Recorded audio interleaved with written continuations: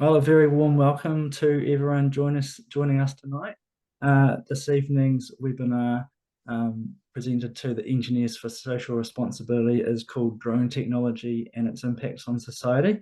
And we're very grateful to have Karl Stol from the University of Auckland joining us. I'll just briefly mention that ESR's role. We consider that as engineers, we have knowledge in different fields of technology, and that sort of creates an obligation to society to inform whether it's the public or other engineers or perhaps policymakers about the potential positive benefits of the technology or the negative aspects that we might need to guard against. So tonight's topic is very much on that theme. It's a technology that we hear about in the news and from time to time, and something that's grown a lot over recent decades. And to introduce our speaker tonight, Karl Stol is the Associate Professor and Deputy Head in the Department of Mechanical and Mechatronics Engineering at the University of Auckland. If we drill into his background a little bit, he got his PhD in aerospace engineering from the University of Colorado, achieving that back in 2001, and went on from there to hold a postdoctoral research position with the US National Renewable Energy Laboratory. That sounds quite fascinating. And then moved to the University of Auckland in 2004. So that's 20 years he's been with the University of Auckland. Judging by his bio here, he's kept himself very busy supervising students doing projects and PhDs. He's co-authored 120 publications on a wide variety of subjects, from wind energy to mobile robotics to unmanned aerial vehicles or drones. Karl's also the director of the Drone Technology Research Group, which focuses on developing UAV designs and control systems. So without further ado, I will welcome Karl. We really appreciate you coming to speak to us tonight, Karl, and I'll hand the floor to you. Thanks very much, Brendan, and thank you and Douglas for inviting me to present to ESR in this webinar. I tend to spend a lot of my time thinking about drone technology and not nearly enough time thinking about its impact in society. And so being asked to present has made me think about those things and preparing my talk. And I really value the opportunity to hear what you think the big impacts from your perspective, from your different areas. And yeah, I look forward to the engaging part at the end. Yeah, my area is control systems, and I've applied that to a lot of different areas. And it's only most recently, maybe the last 10 years, looking at aircraft and drones, because it was a love when I was a kid, aircraft, and I ended up getting a pilot license and still fly aircraft now, but now I get to supervise projects in that area as well. Now, thank you, Brendan. It was your picture that I've stolen for my cover here, and I like that because, well, it does show the beauty of a drone. Some people will look at the picture and say it's a wonder of technology, and it's a beautiful thing amongst a beautiful landscape, and it fits perfectly fine within that. And yet other people would see it as quite a nuisance and see it as something that is unnatural and will not help the environment in any way. So yeah, of all the kinds of pictures of drones, I really like that one. So a drone. So I use that terminology a lot, and it's the most common terminology for this type of aircraft, but it goes by many other names, and the other names probably give a bit more information about what makes them distinctive. But the next most common name is Unmanned Aerial Vehicle, or UAV. And it being stated that it's basically an aircraft that that has no people on board, no humans are involved on the vehicle. But many of the airspace regulatory bodies didn't particularly like that term and came up with their own remotely piloted aircraft to make it clear that a person is involved. In my opinion, that was a little short-sighted, because I think the growth of UAVs is actually in autonomy, in autonomous flight, and a pilot would not necessarily be involved, at least not to fly the aircraft in normal operation, maybe overseeing in some way. But that's my perspective. So RPA is another name that's used by the Civil Aviation Authority and many other international authorities for airspace. But it's also called an aerial robot, and that is within the field of robotics, because they see a drone as yet another agent that can be manipulated to perform some action with other agents in exploration. And the acronym UAS, S stands for system, and that's to recognize that there's more than just the aircraft involved, that the system would include a ground control station, the hardware for that, any launch facilities, and command and control radio links, and all those things have to work together, orchestrated, in order for a drone to perform its actions. So a little history. So I'm going to talk, part of my talk is about the background of drones, but it leads to some of the technology and the attributes that make them useful as tools in society. And then it goes into some of the challenges that they face and the negative impacts that they have in society. So it kind of leads in that direction. So a little bit of history, where the drone come from, where that would come from. Well, in very early days, like this century ago, pre-World War One, they're developing or modifying aircraft to be remotely operated, remotely piloted. And they modified it to Havilland, and they called it a Queen Bee. And there are other similar aircraft which had names like that, such as Wasp. And I think that name stuck, Bee and Wasp, to associate it with a drone. And drones are also used in military context to mean something that is for target practice, effectively. So, and it came from the idea of these remotely piloted aircraft that could then be used for target practice as well. Military has taken the lion's share in development of drones in the 20th century, and we may remember in the early 90s with the Gulf conflict that there were these fixed wing drones, such as this General Atomics Reaper, that was doing surveillance, and it was used in combat for the first time. But the development and miniaturization of a lot of the components, electrical components, saw the interest in UAVs grow beyond military use. And while there's still a lot of development in that space, modern day use has seen many different configurations of drones beyond what we'd consider a military drone. For example, probably the one that we most associate with drones is multi-rotor unmanned aerial vehicles, aircraft that have more than one rotor to produce lift, such as DJI Matrice. But there's also more interesting designs that are hybrid, so that they have vertical takeoff capabilities. They have rotors that can provide lift from standing position, vertical takeoff, and land that way, and then transition into horizontal flight more efficiently through classical lifting surfaces or wings on board. And these are hybrid. And the middle picture there is the actual hybrid UAV that's used by the Maui drone project that monitors the Maui dolphins in New Zealand. But then not just on Earth either. There are drones on. There's a drone on Mars. There was a drone operating on Mars called Ingenuity until recently. It was operating. It's a coaxial helicopter, about 1 meter diameter rotor.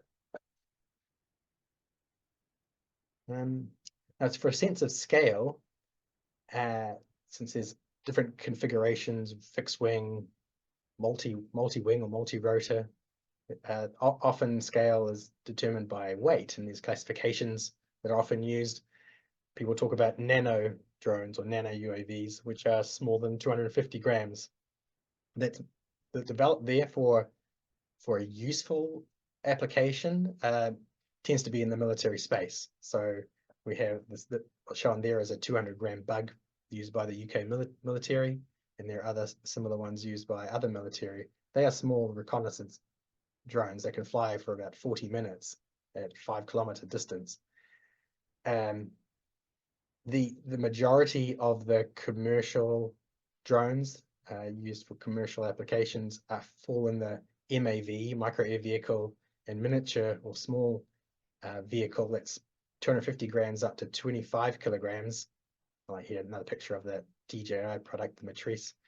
But there still exist the very large scale ones, not just in the military space, but this one here, this Sheebill camcopter, it's a 200 kilogram aircraft, and that was demonstrated in New Zealand for Transpower. I was lucky enough to see it in Drury substation and seeing it operate, and that was demonstrated to monitor power lines and using infrared or multispectral camera on board to detect any failure of conductors. So that's kind of a sense of scale. Most of the stuff is in the middle, is the typical case, and only kind of extreme small and large cases are out there. Just a couple of statistics. I didn't have a statistic on the growth, but that has been huge in UAVs, in the development or the money that is being generated through the use of UAVs for many applications. I've got a statistic that's about the number of drones that are registered in the US, because it's one of the few, maybe the only country that requires drone registration. So any drone over 250 grams must be registered to a person, and that drone has to operate such that it can always be tracked, as well as the operator tracked. So that's kind of interesting that at least there's this country that is registering drones, and it gives us some statistics about just how many there are out there. So just in the US, there are 800,000 drones. This is as of 2024. Half of them are commercial drones, and half of them are recreational. I haven't spoken about recreational drones a lot, but there are a lot of those out there too. You can buy one for a very small amount of money from a mall and fly it around your house. But it's interesting that the commercial drones numbers are very large in the States and certainly worldwide. There are also 300,000 pilots that are certified to fly drones just in the US alone. And another stat was of interest to me, and that is just the manufacturers of drones, commercial drones, how it's dominated by this one company, DJI, which is in China, and that there are other smaller players in the US and Europe, but not as big as that one. They're reported to be 5 million consumer drones shipped worldwide just in 2020, and 10 million expected in 2030. But that's all drones, recreational and commercial, but not military. So why use a drone? Why would you need to use an aircraft to do an operation to help society, or to help the economy, when you could use a ground vehicle or some other way of doing it, satellites? Well, drones are very quick, owing to the fact they fly in the atmosphere, low drag compared to the ground. They can move around very quickly, and that up to many meters per second, which means they can have a very quick response to something that has happened in the world, or can be sent out many times, so that you could track the progress of growth of something or the development of something quite quickly. The other key thing compared to others is the unobstructed viewpoint. So the eye in the sky idea led to proliferation of remote sensing. So the idea that you can sense the world around you from an unobstructed viewpoint gives you a lot, and that has been one of the biggest applications, as I'll talk about, of UAVs, to be able to carry cameras or other hyperspectral cameras, or laser rangefinders or radar, to map the environment. Also, they can access challenging locations, such as the side of hills or over from the vantage point of the sky, locations that would be very difficult to get to by foot. But they're not everything. So there are a lot of things that they suffer from. They are far more sensitive to poor weather, owing to reliance on electronics, and because they are so reliant on the aerodynamics to fly and therefore the wind conditions, they are fragile. That's to be able to stay airborne with lightweight materials. They have a short operation time and or a small payload, so relatively, and almost all are electric. I mean, there are some that are hybrid powered, or internal combustion engine powered, but generally they have a small payload, small operating time. So the idea that drones could revolutionize transportation is a myth, because they cannot carry very much at all. But if you can make the most of their advantages and have no problem with their disadvantages, then you start to see the niche applications that come up. So I'm going to touch on some of the applications now that I see are the ones that have had the positive effect on society. Starting with precision agriculture. So the idea is that you only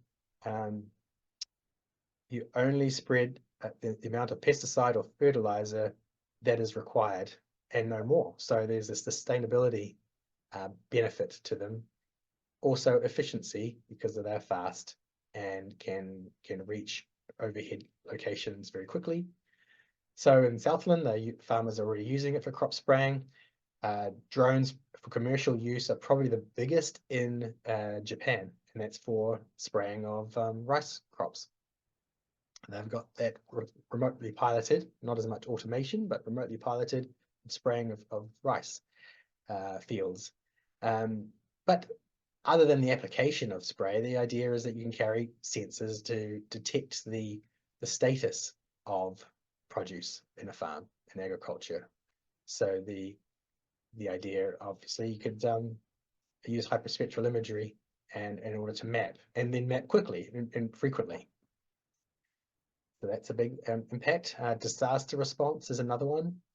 So New Zealand, had its fair share of natural disasters, earthquakes, flooding, things that deteriorate the infrastructure, and it's in Australia and other countries too. They want to send out drones as soon as possible after a disaster to get an idea of just the extent of the damage, to make plans, to understand the costs, to provide media coverage, for lots of reasons.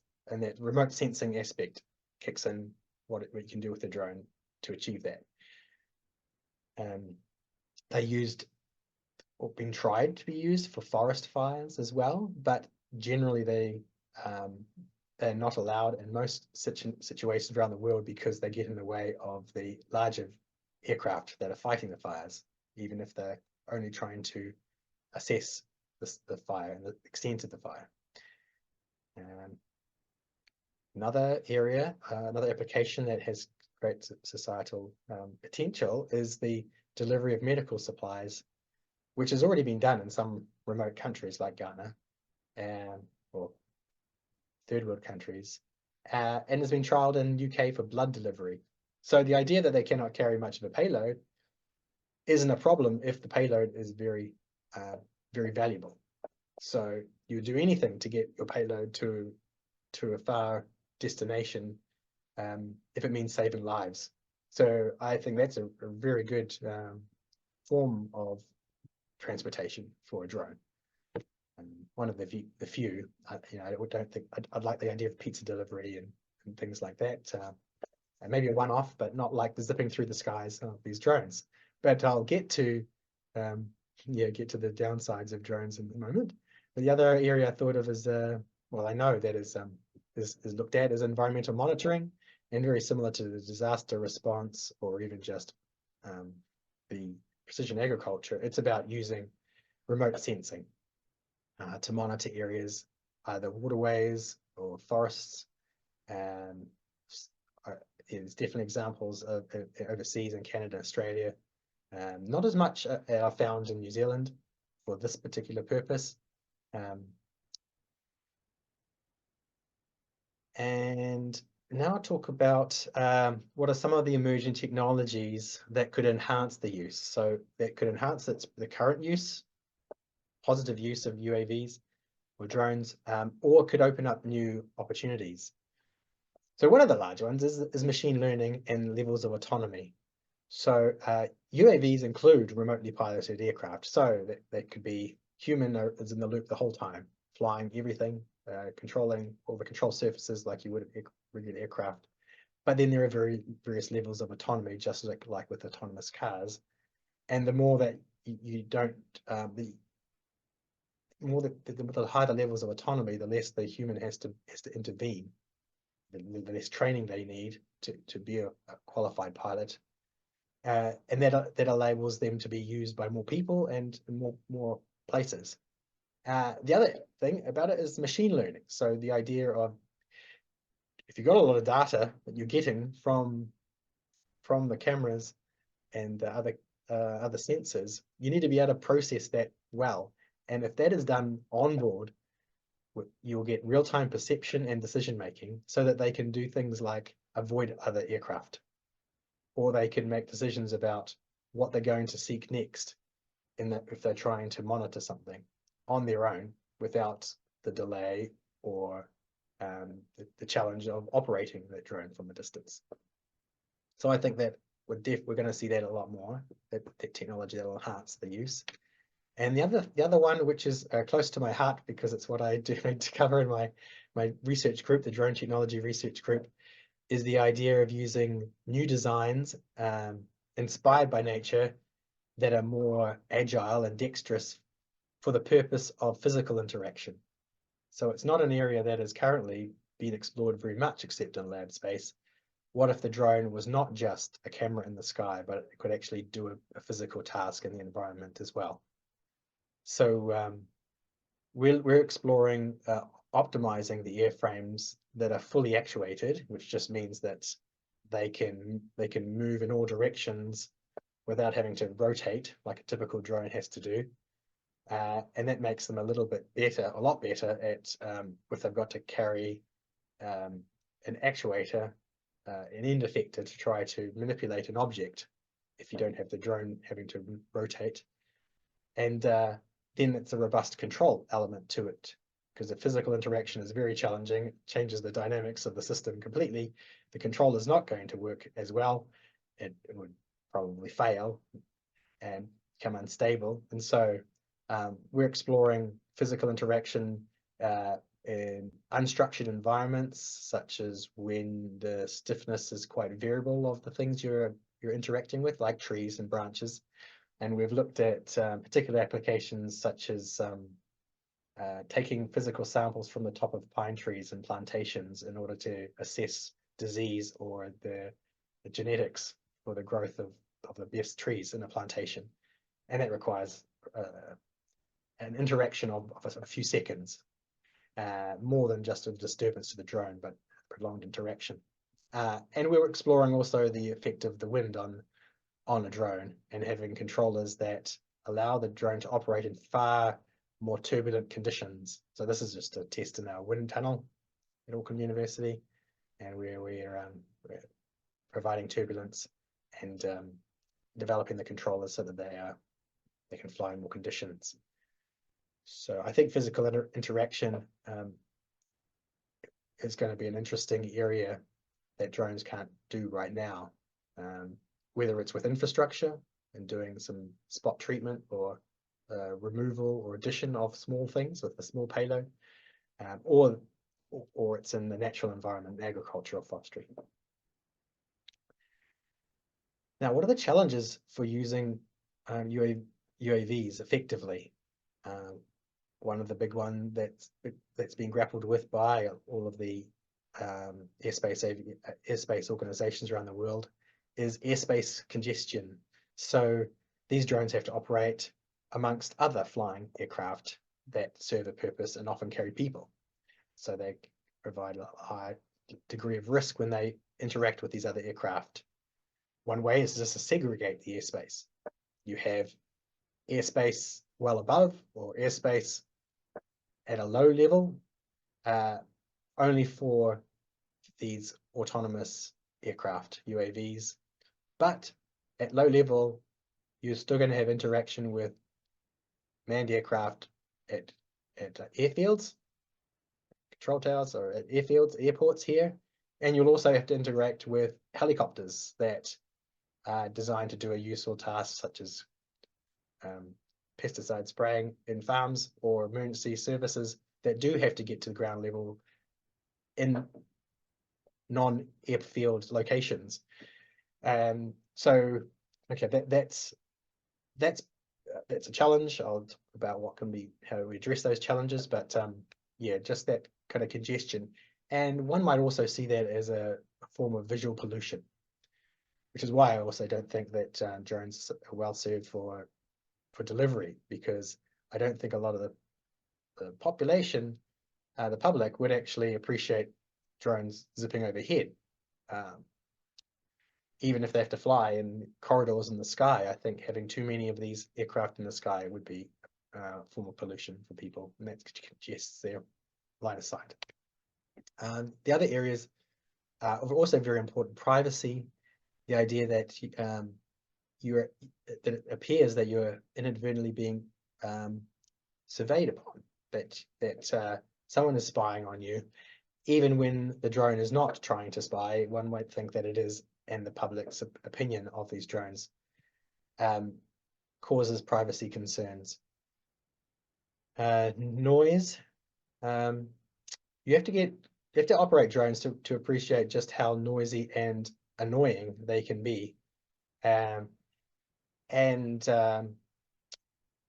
One thing to combat that is to look at rotors with low acoustic signatures and having quieter drones. And there's a company, Dotterel, in New Zealand, that is looking at that very thing. And I have colleagues in my department that are looking at rotor acoustics for drones to try to make them quieter. It's a big move in what you could say is an extension of a drone, which is advanced urban or advanced air mobility, or urban air mobility, which is air taxis. So people think of air taxis as just large drones, multi-rotor drones.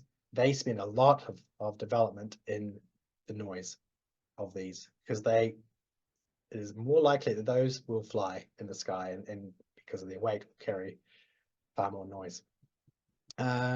Safety is a concern when consider the risk to people's health due to impact by a drone, due to the drone being taken over by a malicious organization agent, and or just that there's a failure in the command link, and just that the kinetic energy of a drone in the sky is a challenge, and it has already caused injury and death in the world. And of course, the last one, weaponization, is an unfortunate consequence of the availability of drones, in that they can be, you can put a payload to cause mass destruction, and use a drone in a non-designed way, or even a designed way, but still it is a undesirable consequence, I'd say, of what a drone is capable of. Then on to approaches that I think may mitigate some of the negative impacts on society. Some quite obvious ones: regulation. New Zealand is quite lucky in that we're not strictly regulated in the use of drones, and that's because of our low population density. We do get manufacturers of drones that come to our shores and test here, because they can operate commercially in the same way that someone can operate a drone recreationally. There's no distinction in New Zealand, but there are still requirements. New Zealand has its own rules by the Civil Aviation Authority. Part 101 under the Civil Aviation Authority covers drone use, and it covers it requires that the operators fly their drones during the day, that they're at least 4 kilometers from an airfield, or are flying shielded, which means below the tree line, that they have unaided line of sight, visual line of sight with the drone, and it has to fly below 400 feet, 120 meters, and that for anyone who wants to operate a drone outside that, which there are plenty of use cases beyond visual line of sight for delivery of blood or something, then operators have to get a Part 102 certificate, and which is very challenging to do, but allows them to fly in other scenarios. But they're more heavily regulated. The pilots are regulated, the aircraft are regulated. Then of course there's what the US has done, have a lot more regulation, including the drone registration required and the tracking of drones at all times. You can get onto websites in New Zealand and determine just where you can fly a drone. AirShare is the website that's very good in New Zealand, and you get a map of where all the controlled airfields are, and all of the controlled airspace, and all of the airports that you have to stay with 44 kilometers away from. Right in the city where I am here, we've got overlapping airfields, including heliports, which makes it very challenging to fly unless you can find very good shielding from the airfields. Education plays a part. That's for anyone that operates a drone, but how do you get the message to them? There was a time when they would put leaflets in people's suitcases as they're entering New Zealand that talked about how you'd fly a UAV if they thought that you were carrying a drone in your luggage. That there's kind of a friendly approach that the CAA uses in trying to educate people and not overly legislate, or not overly criminalize people and break the rules. Countermeasures are a bit more extreme, where in sensitive areas like airfields, airports, you can't have drones operating where there are people in large numbers in the sky. And so there are kinetic and non-kinetic countermeasures, kinetic being like missiles, projectiles, nets. Even birds of prey have been trained around airfields, airports, to grab small drones, pull them out of the sky as if they were a bird. Non-kinetic are things like jamming communications, using lasers or microwave to damage a drone. These are all in place, and there are commercial products that are in place around airports that do this. And then there is embedding technology, which I favor in many ways. One approach there is like DJI have done, the Chinese manufacturer. To operate your drone outside, it requires GPS reception, and it has a built-in map of where there are restricted areas, so you cannot even take off from a location if you're within a space you cannot fly. But also with the improvement of technology on board, machine learning, lightweight processing, faster processing, would mean that there's a lot more that the drone can do to avoid problems as well. So that brings me to the end of the main talk. I would just thank those that are in my research group, staff that are involved, in students, and some of the pictures and videos I've used from them. We have a website you can go to and see what we do, and then open to any questions. Thanks for your patience. Thanks very much, Karl. Fascinating conversation. Yeah, appreciate it. I'll just throw it open to anyone who wants to jump in with a question. Most people are muted, so you just have to unmute yourself and jump in. Well, I had a question or a comment or something. I was in a place where they flew a drone over a coal mine to get an idea of what was going on in the coal mine area without going in there. When you know, and maybe your neighbour's doing something weird and you fly a drone over their back garden to find what's going on. I don't know, but how does that work? I mean, if you fly over somebody's coal mine, they may say, what the hell are you doing? Yeah. Yeah. So, well, you know, there are, you know, regulations in place about overflying property and people. In New Zealand, you can't fly over property or people unless you have their consent. Anytime you see a drone flying over you at any time or in your neighborhood, it's likely that they are flying illegally. And same thing for property. There are only certain places you can fly. Public spaces are, there are many public spaces you can fly a drone, but flying over roads and private property, you can't without consent. So when they're doing it, and then they like over a mine or other place, yeah, it comes down to whether there is a way to determine whose drone that is. Currently, we don't have that in New Zealand, not like in the States.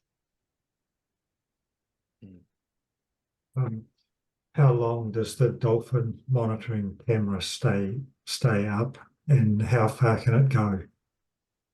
I don't know the answer to that question, but it is a hybrid drone. I know the operator, one of the pilots, he was here as a student, and he was telling me about it, but he didn't give me any specs, and I haven't looked up that particular aircraft and what it can do. To go back to that slide, that because it's a hybrid, it has a fixed wing. It actually is very, very efficient at flight, and it stays up for a long time. I think it can stay up for hours. It uses a internal combustion engine for its main propeller. Right. That's probably still better power to or energy to weight ratio than the electric type, I guess. Yeah, yeah. For certain applications, that tends to be a very good way of getting the best of both worlds of easy takeoff and landing, but then efficiency for long loiter flights. Yeah, so long as, you know, because you have to fly at speed to be efficient and to use the lifting of the wings. So long as you can get all the information and it can be stitched together fast enough, as opposed to being in one spot and looking from a stationary perspective. Just one more question about that. Does it store its data on board, or does it send it back in real time? I think it sends it back. I'm not really sure, but they monitor it so much, the aircraft, as it's flying, that yeah, it's quite common to have like high bandwidth radio band to actually send most of the data back for processing. That's part of where they're trying to go. That they're trying to use machine learning to process a lot of the data on board and only send the key things, the things that objects that it can classify and find and send that back, which is a lot less data. But I don't think they would in this case. I think they would just send everything back. Thanks.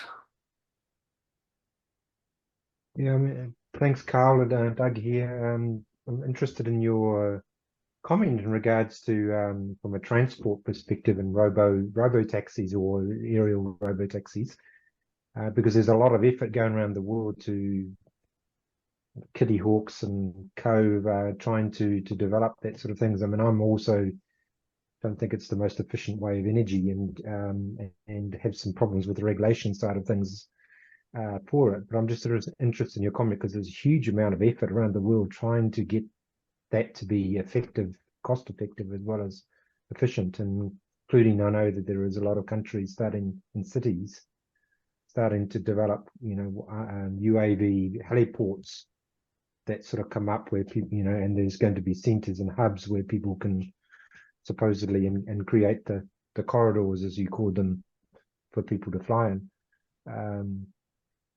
It's a fascination with the Jetsons, I know, but I'm interested in your comment. Yeah, that's right. There's so much work, and the big companies are involved. Billions of dollars put Mm. into it. Um,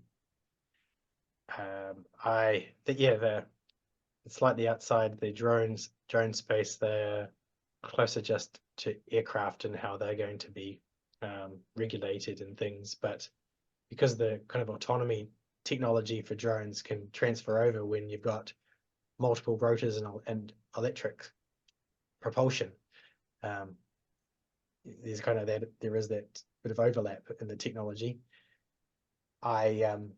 Yeah, I'm not sure how widespread it's going to be. I think kind of for niche transport, it might actually be very, very useful, like for the helicopter, for like transporting sick or injured people, or for maybe between airfields, airports, or a way to get from an airport to some other location. But they have a lot of problems. But there's so much technology in even just the acoustics that they are quieter than a similar sized helicopter. Mm. And a helicopter is very efficient because it's only got one large rotor. So the speed of the rotor is actually low compared to the speed of these small rotors. But they've developed these curved blades and that minimize the acoustics. And there's some interesting work that's being done. So that might not be as annoying as, say, if you use helicopters for this purpose. Because it's just another air taxi, you might not use helicopters, which we currently have. But they are showing to be quieter and being electric, more sustainable, hopefully. Yeah, well, there's a sort of a following question with that in regards to sort of social equity issues in regards to who gets the benefits and who doesn't. And potentially, so I know already for Waiheke Island, for example, there's a lot of flack from people that are trying to put their own heliports on very, very rich, expensive properties to fly across from Auckland to Waiheke, for example. And I was thinking of that. Yeah, if you turned it into unmanned taxi rides, so we don't have to have a pilot license or anything, and you're just taking who's getting the benefits and gains and who's paying for the costs, but also in terms of the noise, the other things that you talked about in terms of those aspects of it, and whose properties do you fly over. That's right. I know. It's a tricky one, isn't it? It's a yeah. Well, certain transport, I agree with you that critical transport, there are some significant benefits, but the problem is it tends to get mass produced down to people that can afford very expensive trips for themselves at the expense of others. Yeah, you're right.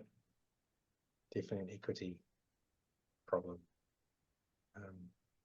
When I watch Country Calendar on TV and some other programs, it looks like some of the shots are being photographed from the air, probably from a drone, but does a drone actually give you a stable enough situation that you can get a TV camera to, to give a good photograph from it? Or I would have thought it would vibrate around a bit.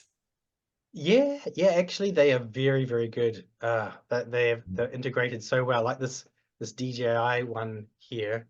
I don't know if you can see my mouse. I've got two monitors going. But this one here, it's got a gimbal for the camera, so that stabilizes it for angle, and it's vibration isolated too. So there's amazing shots that you're getting from these small drones that are at a high resolution, and yeah, you don't see a problem. That what you see on TV when it's an aerial shot, more likely than not, it's a drone. Yeah, well, on Country Calendar, it works quite well because they just show you a shot from in the air of the farm, not very high up in the air. And I think, oh, jeepers, that must be coming from a drone, I guess. Yes. Yeah, another question, Karl, in regards to sort of health monitoring of structures, for example, and using drones to fly close to bridges, for example, or buildings, and taking inspections. And then, so do you get involved with basically the object detection systems as well for things that you're looking for maintenance related issues like spalling of concrete and off reinforcing bars on a concrete bridge, for example, which is a very expensive thing to get to in some situations for humans and safety related issues to get to, but drones can have a significant benefit by getting to much easier. Yeah, that's right. And there's definitely work going on in quite a few places, including in civil engineering here. Yeah, your department. And using drones and looking at the perception side of things, which I'm not looking at. So I don't look at what the drone is carrying, just I'm worried about the platform and making it more robust to put things on. But yeah, it's a big part of it is actually getting the most out of the rich data you get from cameras, make sense out of it. One thing we spend a bit of time thinking about is climate change and how to move through an energy transition to using a whole lot less fossil fuel. And I must admit, I was sitting there during COVID and seeing virtually no one driving around, and all the goods that anyone wanted getting thrown in a courier delivery van and taken from point A to point B. And I thought, oh, maybe, smaller vehicles like a UAV could have potential to use less fossil fuels. You mentioned a couple of barriers like the noise and the visual pollution.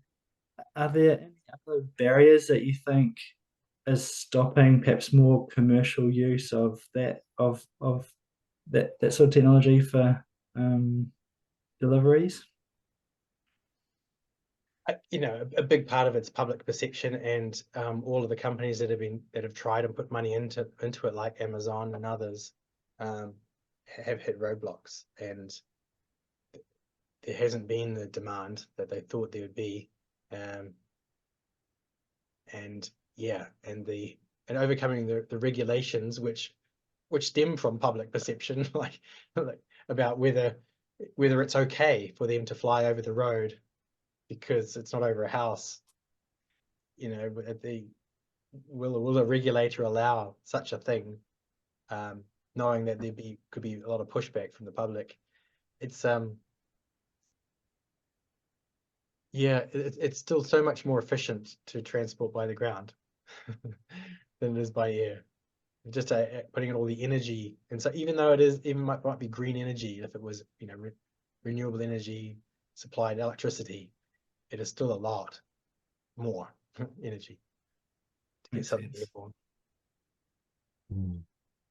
And is that related to the payload, obviously, that you can take as well? So, because there's the weight to power ratio for UAVs must be still pretty low, wouldn't it?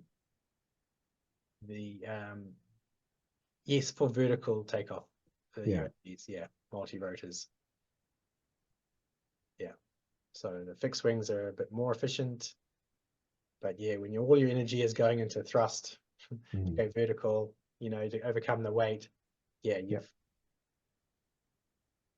would seem to me that high value implementation like transpower, if you've got something that's attached to the transmission line, if you've got a grab system that in some ways can remove a wire or a string that's got over one transmission line circuit without having to send the people to it and aerial connect or whatever, it's got a very, very high return value, I would have thought.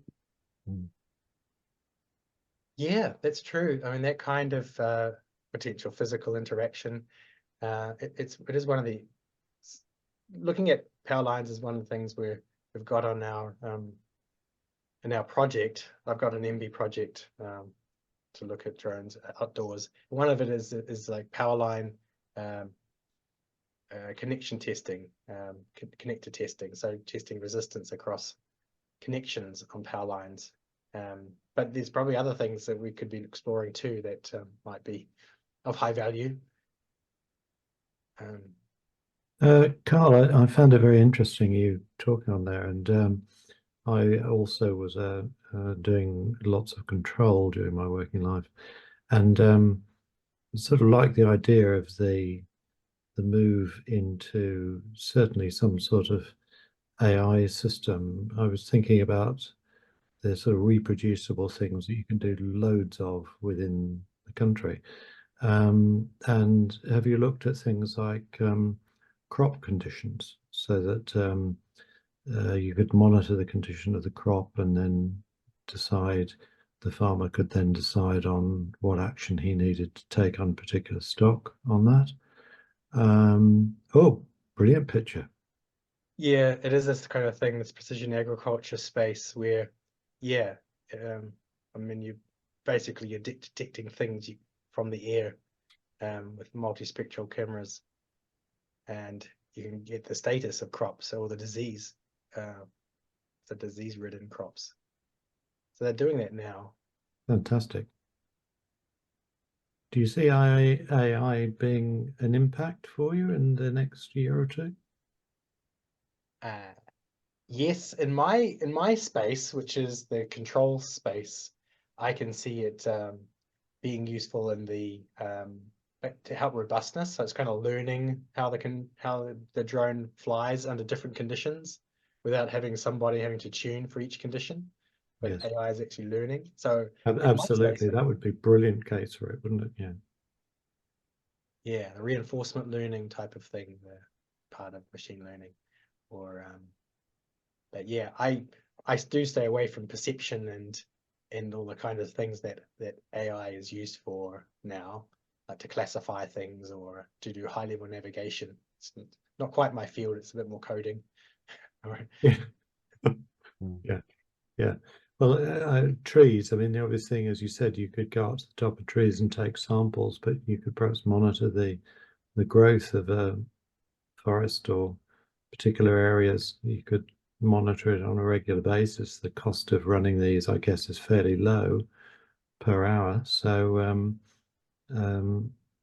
you could then sort of see what conditions, or if there's anything could be done to perhaps get better cropping out of a particular forestry area.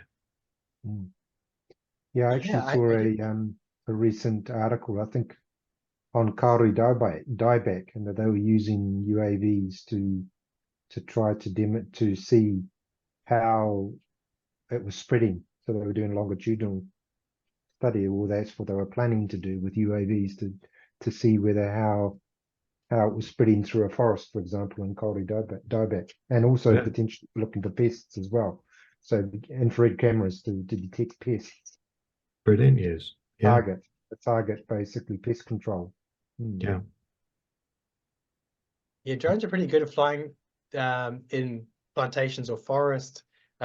When part of the process in a plantation is to take some of the stems as it's growing, so that makes for straighter stems, and that gives you a flyable corridor.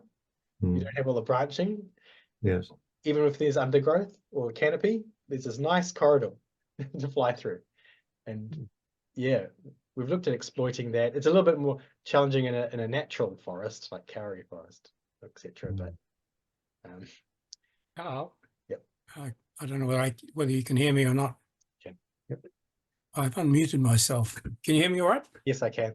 Yeah, sorry. But just there's so many good things that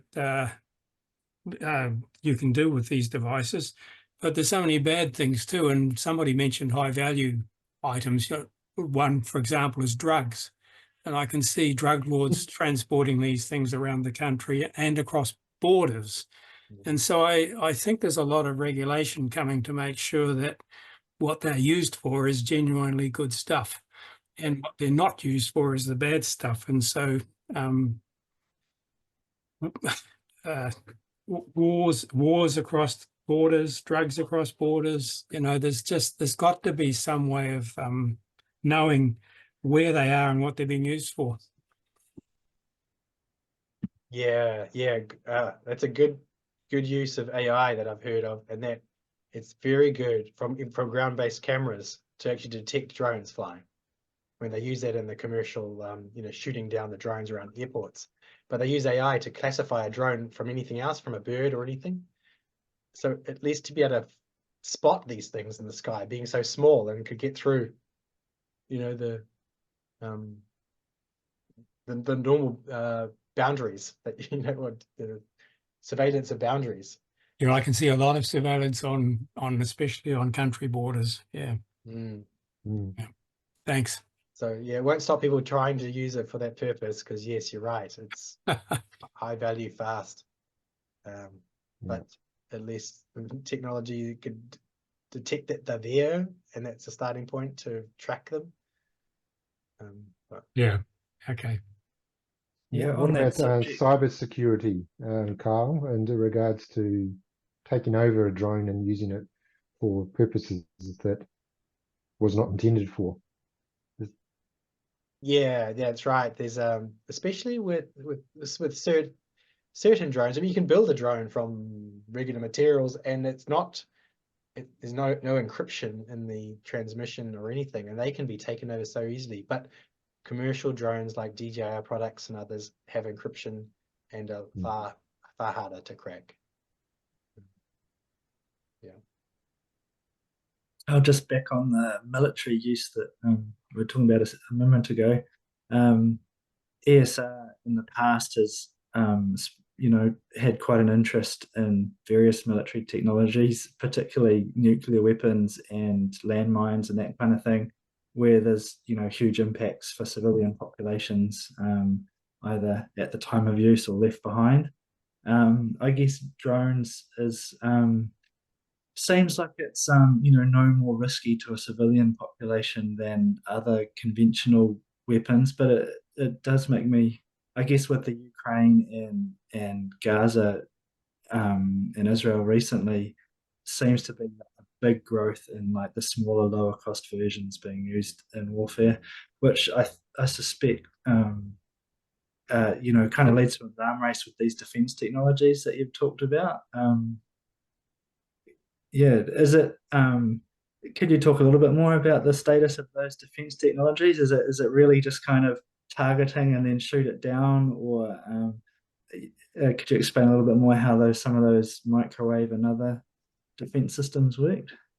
I don't know too much of the detail. I mean, I've only recently read up about it, and from magazines that I've read in this area, but it's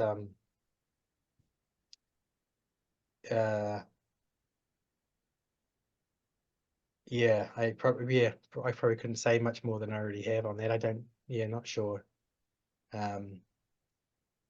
They, where did I have a slide about? Oh yeah, it was under countermeasures, wasn't it? Yeah, kinetic and non-kinetic countermeasures that that are available on this. It's in sensitive areas. Yeah, they've gone a long way to that technology, but I couldn't say much more than that. Yeah, I don't know whether Lawrence is still. Are you still online, Lawrence? But I was wondering whether, with a lot of your work that you did in landmine detection, whether there is a potential for using UAVs with some sensing technology to determine where landmines are in countries that are left behind from war-torn situations, to detect where they are. Is that something that's considered or thought about? I have not seen that. That's being able to like have ground penetrating radar, would it be? Yeah, but there's a lot of landmines now, I think, are not metallic as well, and so there's all sorts of other technologies that are in there, but there is, you know, millions of landmines still in many countries that cause a lot of harm to civilian populations. So I was just wondering whether a UAV could be used with specific sensing situations to determine where they are. I'd think so, if you could miniaturize the sensors. Yeah, because it's a payload limitation. But yeah, because the drones could reach places fast, it could take lots of samples, even if it had to be in close proximity. to the landmines, Yeah. not risking people. It's potential. Lawrence, have you got a comment on that as well? He You there, seems Lawrence? to be staying muted, so perhaps he's ducked away. All right.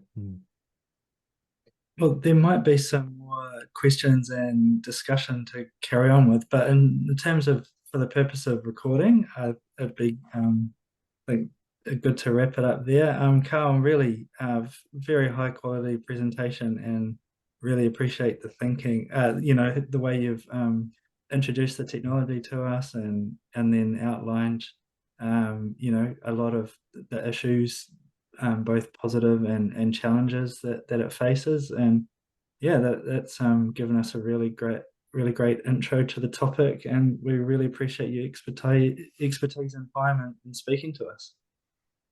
Thank you. Yeah, thanks, Karl.